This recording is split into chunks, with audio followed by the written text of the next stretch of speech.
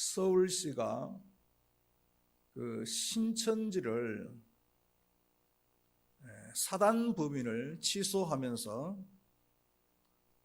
신천지에 대한 헌법적 해석 또 판단을 발표를 했습니다.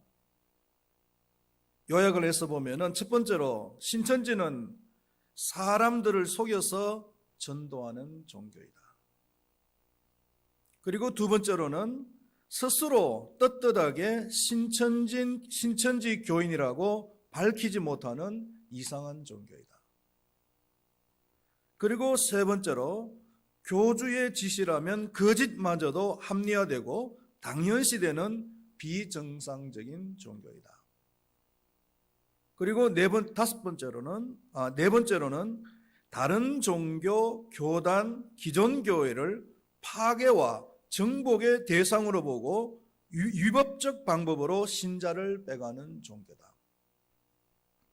다섯 번째로 코로나 국가 재난에서도 나라와 이웃을 돌보기는커녕 오직 신천지 보호에 급급하고 오직 세력 확장만 지상과제로 생각하는 파렴치하고 반종교적이며 위법적인 종교이다. 이렇게 발표를 했습니다. 우리가 지금 중국 폐렴 때문에 많은 것을 잃고 또 고통을 받고는 있지만 또 그 가운데서도 이 시대의 가장 악성 이단인 신천지 교단이 만천하에 드러나는 또 좋은 계기가 되기도 하는 것입니다. 어렵지만 힘들지만은 그 가운데에서도 좋은 일이 있을 수 있고 또 감사하는 일이 있을 수가 있다는 거예요. 저는 요즘 감사한 일이 뭐냐면은 이 성경을 읽는데 과거에는 성경을 읽다가 보면은 은혜되는 부분이 나오잖아요. 그러면은 성경을 조금 읽다가 은혜되는 부분이 나오면은 바로 설교 작업에 들어갑니다. 이 은혜 받은 것을 설교로 잘 만들어서 우리 성도님들하고 나눠야지. 이런 마음으로 바로 설교 작업으로 들어가 버려요. 그러다 보면은 성경을 나를 위해서 읽는 것이 아니고 마치 다른 사람을 위해서 읽는 것처럼 돼버리고 또 성경을 많이 읽을 수가 없어요. 깊이는 읽을 수 있는데 많이 읽을 수는 없게 되는 거예요.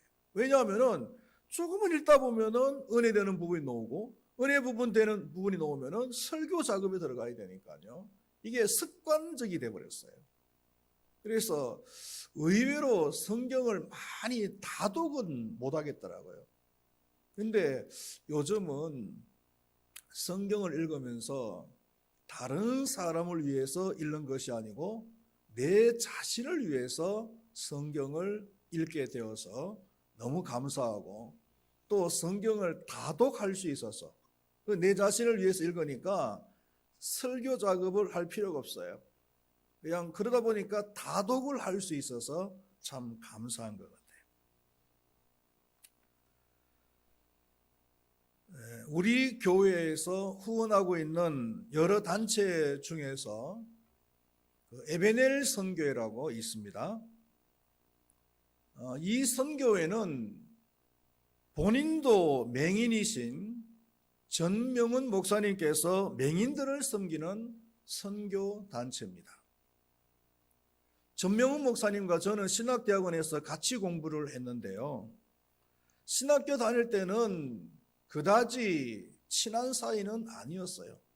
그냥 캠퍼스 안에서 저런 분이 계시는구나라는 정도만 알고 있었습니다. 더더구나 그분은 앞을 못 보는 분이시니까 저 같은 사람이 있는지 없는지 제가 의도적으로 접근하지 않는 이상은 가까이 지낼 그런 기회가 잘 없었거든요. 졸업을 하고 목회를 하고 있는데 어느 날 느닷없이 전명훈 목사님에게 도움의 요청이 온 겁니다. 그 맹인들이 공동체 생활을 하고 있는 연립주택이 있는데 그 연립주택이 문제가 생겨서 지금 넘어가게 되었다는 거예요. 그래서 맹인들이 다 쫓겨날 상황이라는 겁니다. 너무나 급한 상황이라서 아마 우리 동기 목사님들에게 전부 도움을 요청을 했던 것 같아요. 그때 우리 교회에서는 재빨리 전 교인들이 힘을 모아서 헌금을 했습니다. 그리고 그 헌금을 그 선교에다가 보내드렸습니다. 그래서 지금도 그 전 목사님이 하시는 얘기가 뭐냐면은 자기가 전 동기 목사님들에게 다 도움을 요청을 했는데 제일 먼저 반응이 온 교회가 우리 큰바위 교회였다. 그래서 그때 그 위기를, 어려운 위기를 잘 극복할 수 있었다라고 지금도 늘 그 부분에 대해서 고마워하고 감사의 말을 하는 것을 들을 수가 있습니다. 그때 이후로 정기적인 후원을 할 뿐만 아니라 성탄절이 되면은 선물을 모아서 방문을 하고 그리고 그 선물을 전달하면서 위로와 격려를 해왔습니다. 방문을 할 때마다 느끼는 것은 뭐냐면은 참 사는 것이 힘들겠다라는 생각이 들 때가 많아요. 그러면서 한편으로는 감사하죠. 나는 그래도 다 볼 수 있으니까 얼마나 참 감사한 일이냐 이런 생각을 하면서 돌아옵니다. 지난번 방문 때에는 전 목사님 사모님이 너무 힘들어서 거의 탈진 상태에 있는 것을 보면서 마음이 참 안타까웠습니다.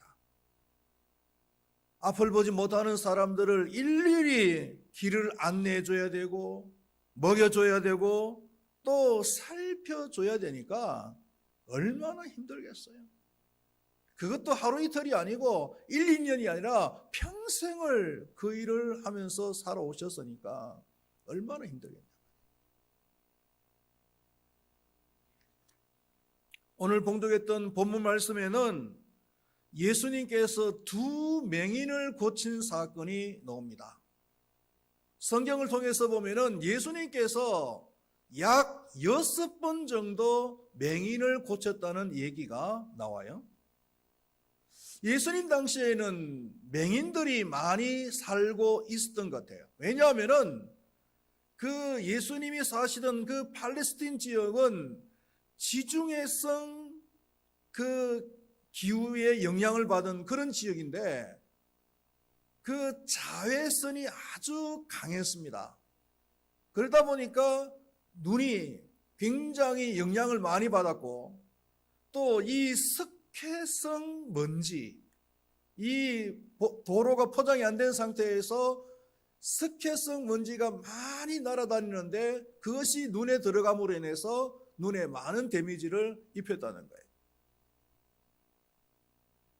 그 맹인들은 앞을 볼 수 없는 그런 상태이기 때문에 거의 생계 수단이 없습니다.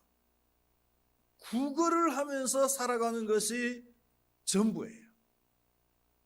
요즘도 마찬가지입니다. 요즘도 맹인들이 할 수 있는 직업이 뭐가 있을까요? 그 전 목사님한테 물어봤더니 지금도 맹인들이 할 수 있는 거라고는 안마사, 그것도 정식 직원이 아니라 임시직으로 계약직으로 들어가서 해마다 새롭게 계약을 해야 되고 채용을 해야 하니까 굉장히 참 살기가 힘들다라는 그런 얘기를 지난번에도 들었습니다.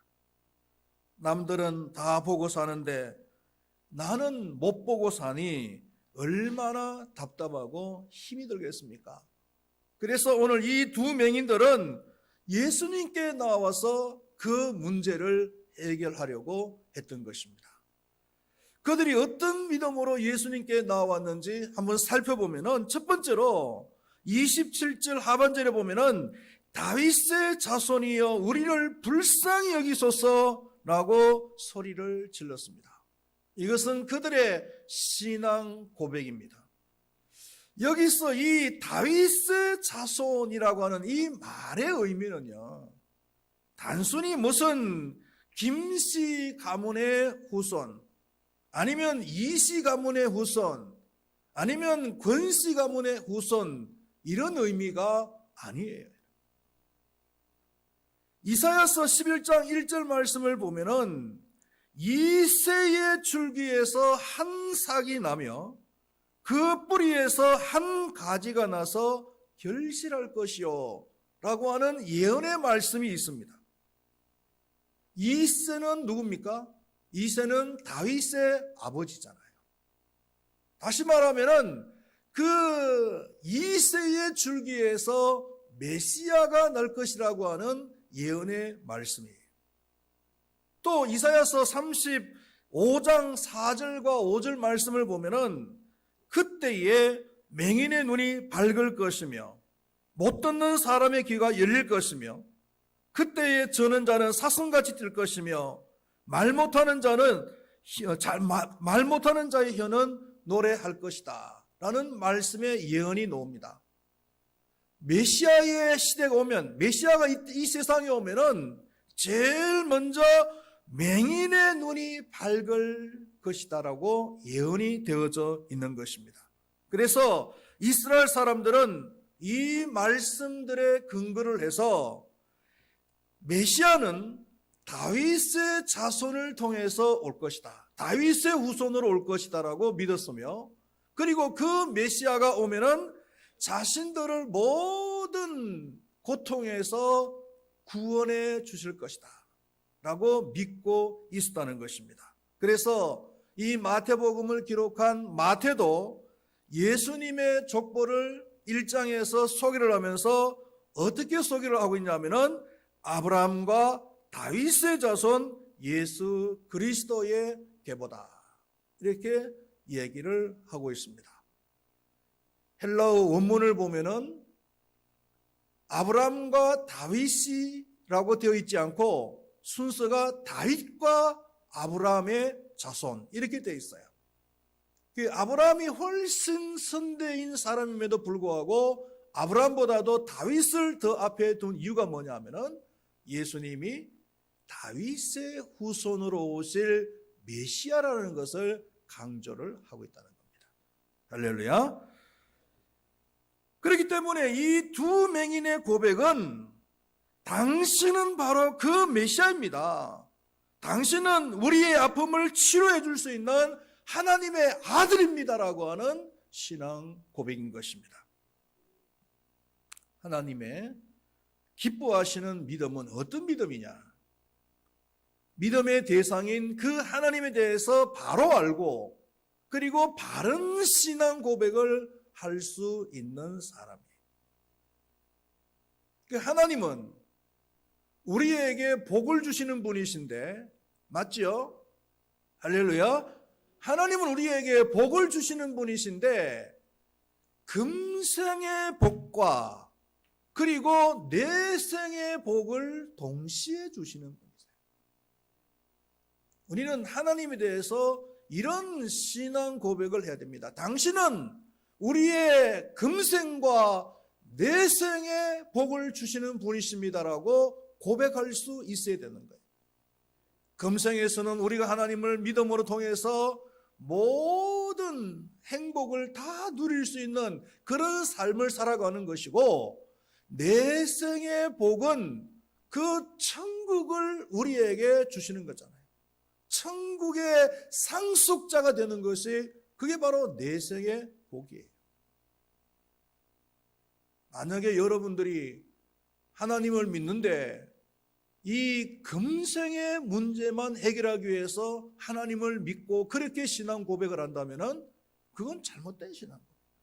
이 세상의 행복을 위해서 예수님을 믿습니다, 하나님을 믿습니다라고 얘기한다면 그건 잘못된 신앙 고백이라. 물론 이 세상에서 행복을 위해서 예수님을 믿지만 또 나아가서는 내생 천국의 그 소망이 있기 때문에 우리는 예수님을 믿는 거잖아요. 할렐루야. 우리는 하나님에 대해서, 예수님에 대해서 바른 그런 신앙의 고백을 할 수 있는 그런 사람이 되어져야 될 줄로 믿습니다. 그리고 두 번째로는 이 두 맹인이 소리를 지르니까 사람들이 막았어요. 시끄럽다는 거예요. 그랬더니 이 두 맹인들은 더 큰 소리로 소리를 질렀다라고 말씀을 하고 있습니다. 마가복음, 같은 사건을 기록하고 있는 마가복음 10장 48절 말씀을 보면은 많은 사람이 꾸짖어 잠잠하라 하되 그가 더욱 크게 소리질러 이르되 다윗의 자손이여 나를 불쌍히 여기소서. 이렇게 더 크게 소리를 질렀다. 두 맹인들은 예수님이 하나님의 아들이라고 확신을 했어요. 그래서 오늘 그 하나님의 아들이신 예수님을 만날 수 있는 절호의 기회라고 생각을 한 거예요. 그래서 사람들이 아무리 막아도 어쩔 수가 없는 거예요. 여러분, 신앙생활은 이렇게 해야 은혜를 받습니다. 신앙생활은 이렇게 해야 복을 받아요. 하나님의 기적을 경험하는 거예요. 성경에서는 천국은 침노하는 자의 것이라고 했어요. 침노한다는 얘기는 무슨 얘기입니까? 강력한 그런 의지를 가지고서 적극적인 태도, 공격적인 태도를 말하잖아요. 우리가 예수님 앞에 나아갈 때도 이런 태도를 가지고서 나아가고, 우리가 예배를 드릴 때도 이런 자세를 가지고서 예배를 드리고, 하나님의 그 보좌에, 은혜의 보좌 앞에 나아갈 때도 이런 자세를 가지고서 대시해서 나아갈 때에 그런 사람이 하나님의 은혜의 주인공이 된다는 겁니다. 할렐루야. 중풍병자의 친구들을 보십시오. 예수님을 만나러 왔더니 그 자리가 사람들이 입추의 여지 없이 가득 찬 겁니다. 한 발자국도 들여놓을 수가 없는 거예요. 그러면 그 친구들이 애기게하고 실망하고 그냥 돌아갔습니까? 그냥 돌아가질 않았어요. 그 상황 속에서도 어떻게 하면 예수님 앞에 나아갈 수 있을까? 어떻게 하면 예수님의 그 옷자락이라도 만져볼 수 있을까 하고 궁리를 하고 생각을 한 겁니다. 그리고는 기상천외의 방법을 찾아낸 겁니다. 예수님이 있을지간 그 천장, 지붕을 뚫어가지고 거기서 환자를 갖다가 달아서 내리는 이런 방법을 만들어낸 거예요. 예수님께서는 그 중풍병자의 친구들과 그리고 그 중풍병자의 이런 침노하는 듯한 그런 믿음의 자세를 보신 거예요.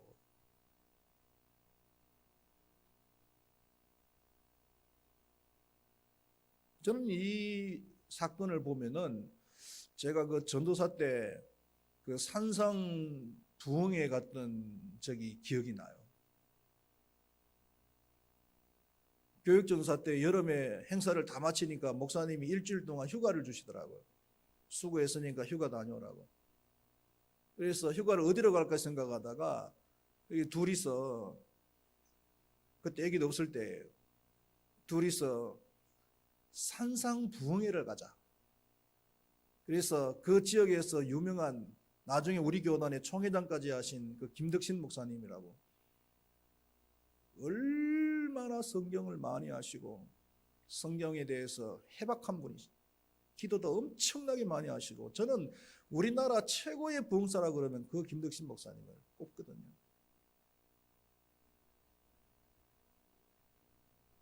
그래서 둘이서 텐트를 들고 그리고 산으로 올라갔어요. 휴가를 받자마자 월요일 날 올라갔더니 좀 늦었어요. 그랬더니 정말 막 온 기도원이 입추의 여지 없이 사람들이 바글바글 하는 거예요. 방은 없고 아예. 그래서 한쪽 귀퉁이에다가 텐트를 쳐놓고 그리고 이제 집회 장소로 갔어요. 갔더니 막 그 집회 장소 안에 사람들이 바글바글 해가지고 진짜 한 발자국 들여놓을 수가 없더라고요. 야, 이거 어떡하지? 그래서 저 입구에서 보니까 목사님 그 강대상에도 사람들이 쫙 다 앉아 있는데, 여기 앉아 있는 것은 말할 것도 없고 여기에 쫙 사람들이 다 앉아 있어요. 여기 앉아가지고 여기 가지고 있는 거예요. 근데 가만히 보니까 한 두 사람 정도 앉을 수 있겠더라고요, 보니까. 그래가지고는 재빨리 돌아가가지고 그 목사님이 들어오시는 문으로 들어와가지고 막 사람 해치고 들어와서 여기 앉아가지고, 그래가지고 이제 부흥회를 갖다가 했죠. 참석했죠. 근데 참 얼마나 은혜를 많이 받는지. 제 기억으로는 아가스를 갖다가 강의를 한 것 같아요. 아가스.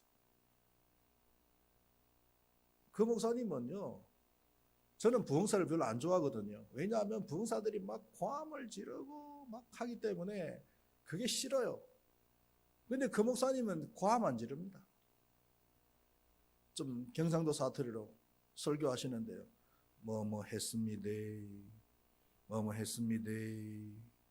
뭐뭐 했습니다.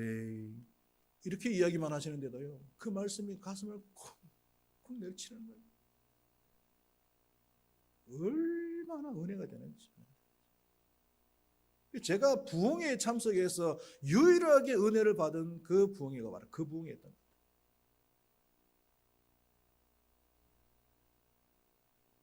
마음의 준비가 되어 있었기 때문이겠죠. 은혜를 받아야 되겠다고 생각을 했기 때문에 그런 거 아니겠습니까?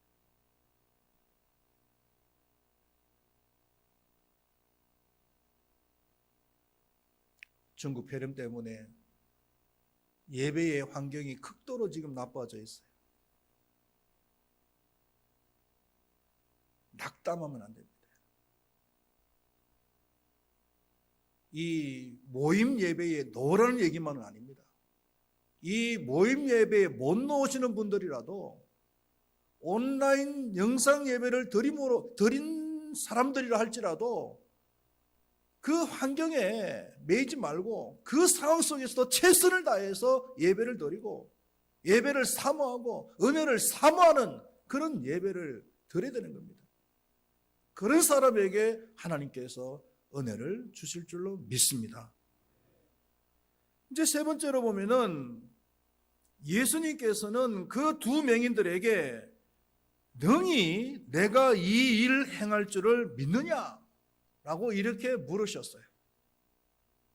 예수님께서 두 맹인들에게 이런 말씀을 하실 때는 아마 두 가지를 보신 것 같아요. 하나는 그 사람들의 중심을 보셨다는 거예요. 그 사람들의 외모를 보신 것이 아니에요. 그 사람들의 과거를 보신 것이 아니에요. 그 사람들의 직업을 보신 것이 아니에요. 그 사람들의 외모를 보면 어떻게 했어요? 그야말로 거지 생활을 오랫동안 해왔으니까 제대로 씻기는 했겠어요?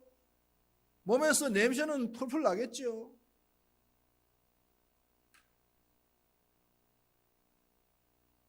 그럼에도 불구하고 예수님께서는 그들의 외모를 안 보셨다는 거예요. 하나님께서는 절대로 이 세상에 잘생기고 학벌 좋고 그리고 돈 많고 하는 이런 사람들만 사랑하시고 그런 사람들만 구원하시는 것이 아니다.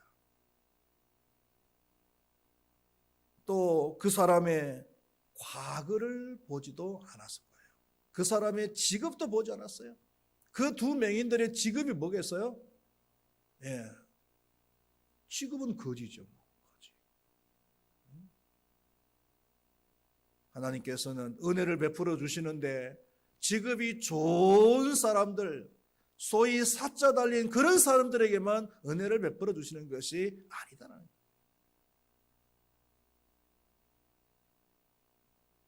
아무것도 요구하지 않으셨어요. 단지 한 가지 예수님께서 그들에게 요구하신 것이 있다면 바로 믿음이에요. 믿음. 할렐루야. 만약에 예수님께서 우리에게 구원을 위해서, 은혜를 위해서, 아니면 축복을 위해서 무엇을 요구를 하신다면은 우리가 어떻게 구원을 받을 수가 있으며 어떻게 은혜의 보좌 앞에 우리가 담대하게 나아갈 수가 있겠느냐 말이에요. 구원받는다는 것이 이게 얼마나 귀한 일입니까?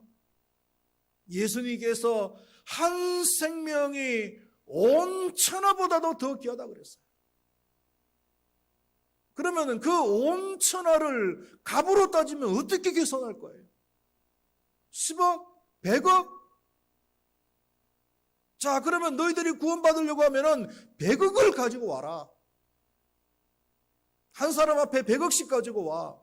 이렇게 이야기한다면은 오늘 여기서 구원받을 수 있는 사람이 누가 있겠어요? 혹시 100억 가지신 분 계세요?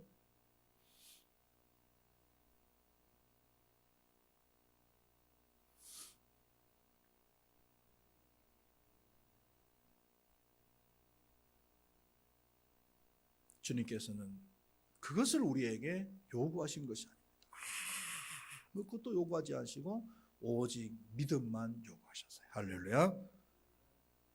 사도행전 3장에 보면은 베드로와 요한이 기도하러 성전으로 들어가다가 그 미문에 앉아있는 안전뱅이를 일으킨 사건이 나오죠. 이 안전뱅이는 태어나면서부터 한 번도 걸어본 적이 없었던 그런 선천적인 그 안전뱅이에요. 그런데 그 베드로와 요한을 통해서 그 자리에서 벌떡 일어난 거예요. 그러니까 얼마나 놀랐겠어요. 그러니까 이 안전뱅이가 일어나는 순간부터 그 베드로를 보고는 그 베드로를 갖다 확 붙들어 버린 거예요. 그리고는 막 사람들이 그 광경을 보고 그 솔로몬 행각이라는 곳으로 막 모여들기를 시작했어요.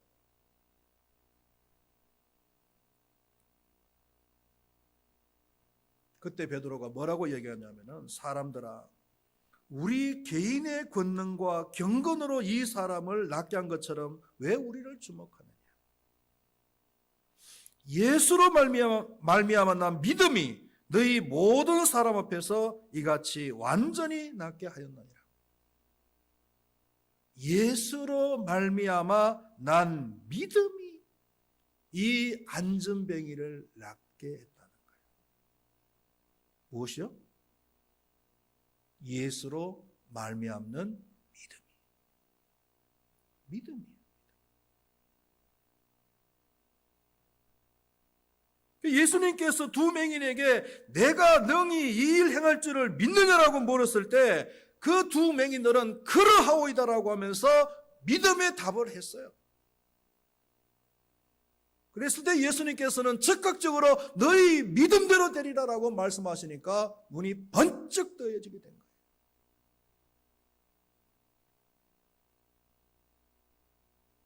하나님께서는 우리에게 은혜를 베풀어 주시고 우리에게 기적을 행하시는데 절대로 인색하신 분은 아니세요.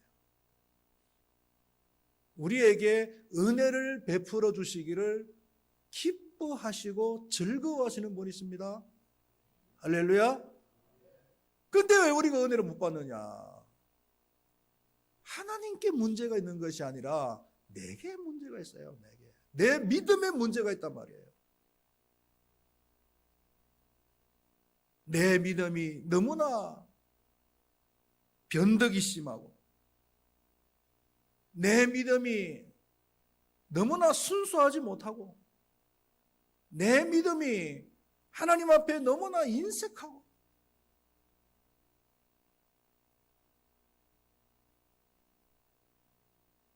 올바른 믿음을 가지고 있지 못하기 때문에 하나님의 은혜를 우리가 누릴 수가 없다는 거예요. 마태복음 22장에 보면은 천국 혼인잔치의 얘기가 나오잖아요. 원래 오기로 작정되어졌던 사람들이 안 왔어요. 그 왕이 화가 났습니다. 그래서 종들을 보내어서 길가로 가라. 그리고 어떤 사람이든지 간에 다 이 잔치에 와서 마음껏 먹게 해라. 종들이 그렇게 했어요. 아주 이제 잔치가 신났습니다. 왕이 그 연회석상으로 가보니까 사람들이 즐겁게 먹고 마시고 노는 거예요. 그런데 한 사람이 보니까 이상한 겁니다. 그게 뭐냐면은 그 사람이 예복을 안 입고 들어왔어요. 기록에 의하면은 그 유대 나라에서는 잔치를 하면은 그 잔치집에서 예복을 준비해 놨다가 그리고 그 잔치집에 들어온 사람에게 그 예복을 입도록 편의를 제공해 준다는 거예요. 입기만 입으면 되는데 그것도 안 입고 들어온 사람이 있어요. 주인이 그 사람을 보고 저 사람은 왜 예복을 입지 않느냐, 잔치집에서 쫓아내라. 그리고 바깥 어두운 곳에서 슬피 울며 이를 갈도록 해라. 많은 주경학자들이 이 예복이 뭐냐, 바로 믿음이라고 이야기하죠. 하나님의 나라에 들어가기 위해서는 반드시 이 믿음의 예복을 입고 들어가야 되는데 그 믿음의 예복을 입지 않으면 하나님 나라에 들어갈 수가 없어요.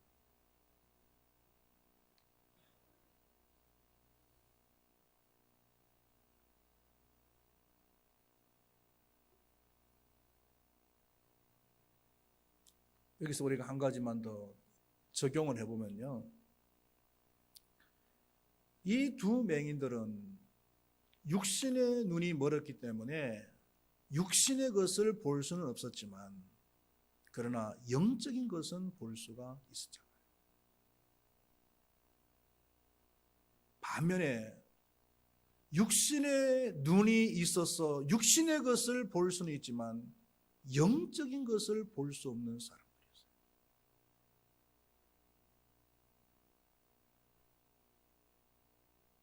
믿음이 뭡니까, 여러분? 믿음이라는 것은 히브리서 11장 1절 말씀에 의하면은 믿음은 바라는 것들의 실상이요 보지 못하는 것들의 증거다라고 했습니다.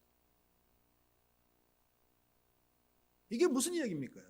쉽게 이야기하면은 믿음이라는 것은 우리의 육신의 눈으로 볼 수 없는 것을 볼 수 있는 것이 그게 바로 믿음이다. 우리가 불신자들에게 흔히 듣는 질문 중에 한 가지가 뭐냐면은 네가 천국 봤냐? 물어볼까요? 천국 보셨어요?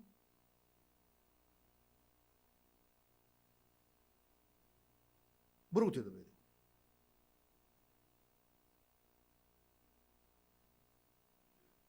못 봤는데요.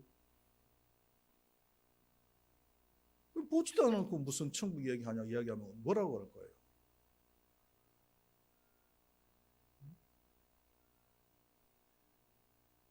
그렇죠. 천국은 영적인 것이기 때문에 우리의 육신의 눈으로는 못 봐요. 못 보지만 우리 어떻게 돼야 됩니까? 육신의 눈으로는 못 보지만 우리는 믿음의 눈으로 본다. 이렇게 대답을 해야 됩니다. 할렐루야. 실제로 우리는 믿음의 눈으로 그 천국을 보고 있잖아요, 여러분. 안 보고 있어요? 못 보고 있어요, 여러분들?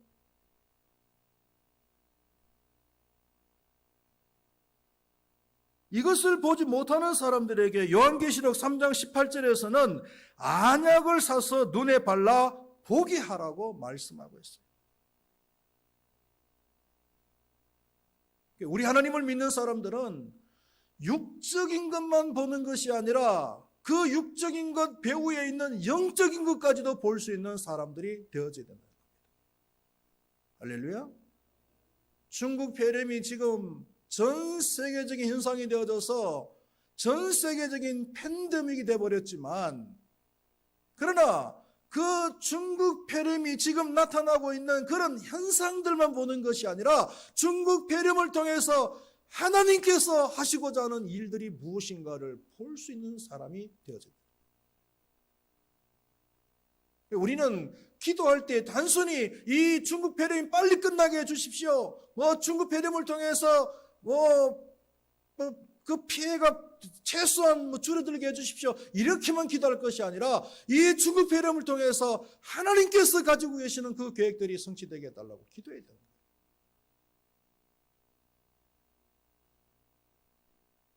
하나님께서 할 일 없이 중국 폐렴을 일으키셨겠어요? 심심해서? 괜히? 분명한 계획을 가지고서 하나님께서 하신단 말이에요. 우리는 그것을 볼 수 있어야 돼요. 하나님께서 왜 중국 폐렴을 통해서 전 세계적으로 이렇게 팬데믹이 되게 하셨는가? 그걸 볼 줄 아는 것이, 그게 바로 믿음의 사람이에요.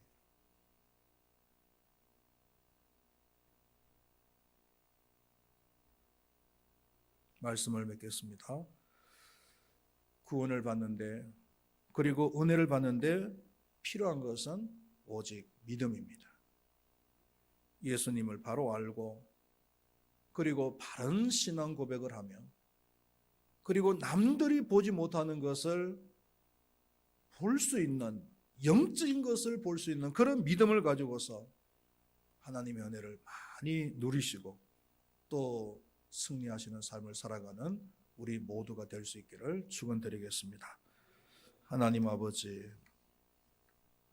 오늘 두 맹인들은 예수님에 대해서 바로 알고 또 바른 신앙 고백을 했습니다.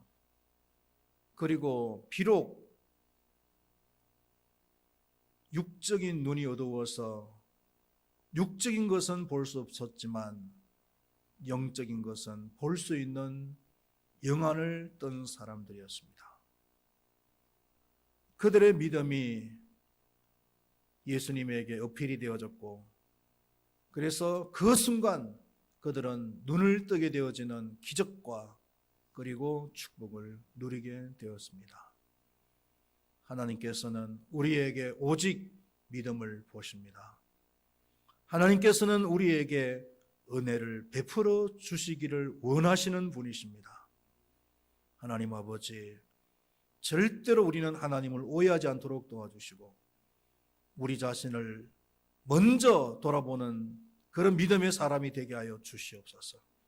내 자신의 믿음이 하나님에 대해서 너무 순수하지 못하지는 않는지, 너무나 변덕이 심하지는 않는지, 너무 인색하지는 않는지, 너무나 잘못된 왜곡된 신앙을 가지고 있지는 않는지 우리 자신을 돌아볼 수 있도록 도와주시고 바른 믿음을 가지고 주님 앞으로 담대히 나가서 주님의 많은 은혜와 축복을 경험하고 누리는 우리 모두가 되게 하여 주시옵소서.